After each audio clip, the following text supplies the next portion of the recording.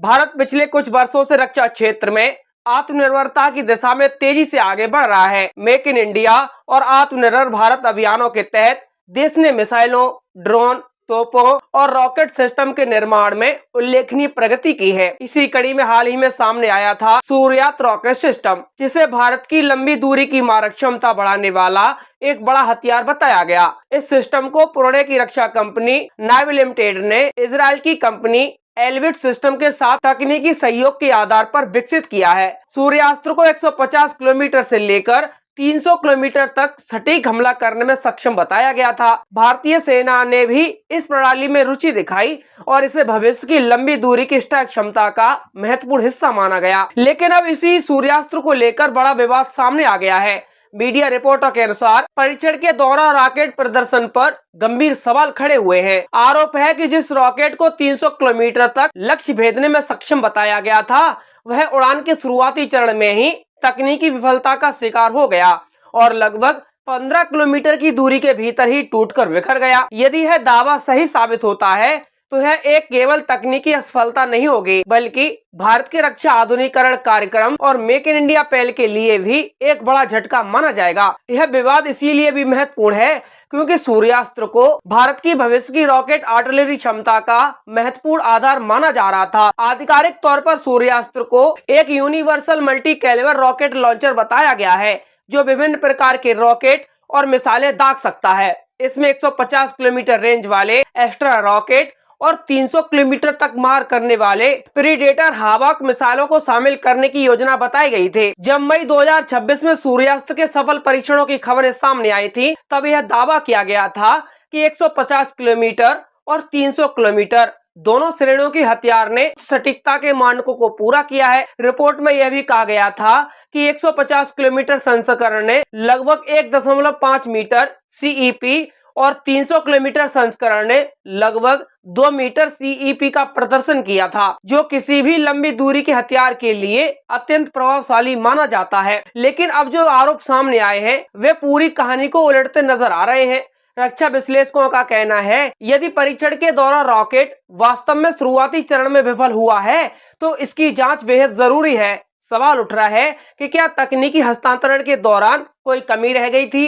क्या भारतीय उत्पादन प्रक्रिया में गुणवत्ता नियंत्रण की समस्या थी, या फिर यह केवल एक परीक्षण संबंधी दुर्घटना थी जिसे बड़ा चढ़ाकर पेश किया जा रहा है? सूर्यास्त्र का विकास भी अपने आप में काफी महत्वाकांक्षी परियोजना है। यह प्रणाली मूल रूप से इजराइल के पल्स लॉन्चिंग सिस्टम तकनीक पर आधारित है। पल्स को दुनिया के कई देशों ने अपनाया है और यह विभिन्न प्रकार के रॉकेटों और मिसाइलों को दागने की क्षमता के लिए जाना जाता है। भारत में इसका स्थानीय संस्करण सूर्यास्त्र नाम से विकसित किया गया। रक्षा विशेषज्ञों का मानना है कि आधुनिक युद्ध में लंबी दूरी की रॉकेट आर्टिलरी बेहद महत्वपूर्ण हो चुकी है। रूस यूक्रेन युद्ध ने यह साबित भी कर दिया है कि सटीक और लंबी दूरी के रॉकेट युद्ध का रुख बदल सकते हैं। इसी कारण भारत भी अपनी पारंपरिक तोपखाने की क्षमता को बढ़ाने के लिए नए सिस्टम विकसित कर रहा है। सूर्यास्त्र को इसी रणनीतिक हिस्सा माना जा रहा था। यदि परीक्षण में कोई गंभीर विफलता हुई है, तो उसका सीधा असर भारतीय सेना की भविष्य की योजनाओं पर पड़ सकता है। सेना ऐसे किसी भी हथियार को शामिल करने से पहले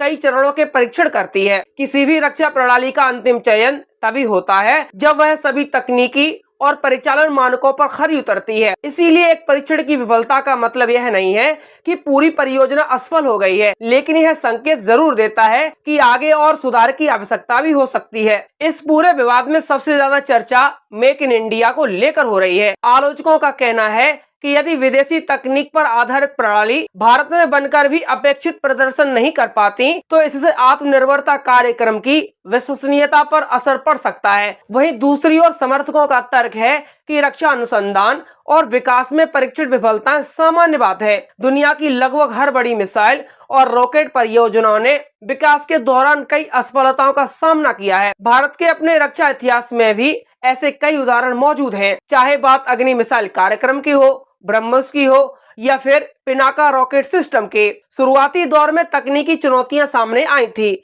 लेकिन लगातार सुधार और परीक्षणों के बाद यही परियोजनाएं भारत की सबसे सफल रक्षा प्रणालियों में शामिल हो गईं। सूर्यास्त्र को लेकर अभी सबसे महत्वपूर्ण बात यह है कि आधिकारिक जांच क्या निष्कर्ष निकालती है। यदि वास्तव में रॉकेट 15 किलोमीटर के भीतर ही टूट गया था, तो कारण क्या था? क्या इंजन में खराबी थी, क्या मार्गदर्शन प्रणाली विफल हुई, क्या संरचनात्मक कमजोरी थी, या फिर परीक्षण के दौरान कोई बाहरी तकनीकी समस्या उत्पन्न हुई? इन सभी सवालों के जवाब आने अभी भी बाकी हैं। रक्षा उद्योग के जानकारों का मानना है कि भारत को लंबी दूरी की स्ट्राइक क्षमता विकसित करने के लिए ऐसे कार्यक्रमों को जारी रखना होगा। चीन और पाकिस्तान दोनों अपनी रॉकेट और मिसाइल क्षमताओं को लगातार बढ़ा रहे हैं। ऐसे में भारत के लिए भी आधुनिक और सटीक लंबी दूरी का हथियार विकसित करना राष्ट्रीय सुरक्षा की दृष्टि से आवश्यक है। सूर्यास्त्र की आधिकारिक विशेषता की बात करें तो इसे एक अत्याधुनिक मल्टी कैलिबर रॉकेट सिस्टम बनाया गया है, जो 122 mm rocket, 306 mm extra rocket और 370 mm पेड्रोड हावक मिसाइलों का उपयोग कर सकता है। इसकी अधिकतम घोषित मारक क्षमता 300 किलोमीटर तक बताई गई है। साथ ही इसमें लोइटरिंग म्यूनिशन यानी कामकाजी ड्रोन भी शामिल किए जा सकते हैं। फिलहाल यह विवाद भारत के रक्षा क्षेत्र में चर्चा का बड़ा विषय बन गया है। एक तरफ समर्थक कह रहे हैं कि किसी भी नई प्रणाली के विकास में चुनौतियां आती हैं, जबकि दूसरी तरफ आलोचक सवाल उठा रहे हैं कि क्या परियोजनाओं के दावे वास्तविक क्षमताओं से आगे निकल गए थे। आने वाले दिनों में जांच रिपोर्ट और आधिकारिक बयान ही यह स्पष्ट करेंगे कि सूर्यास्त्र वास्तव में भारत की रक्षा शक्ति का नया सूरज बनेगा या फिर उसे अभी लंबा सफर तय करना बाकी है।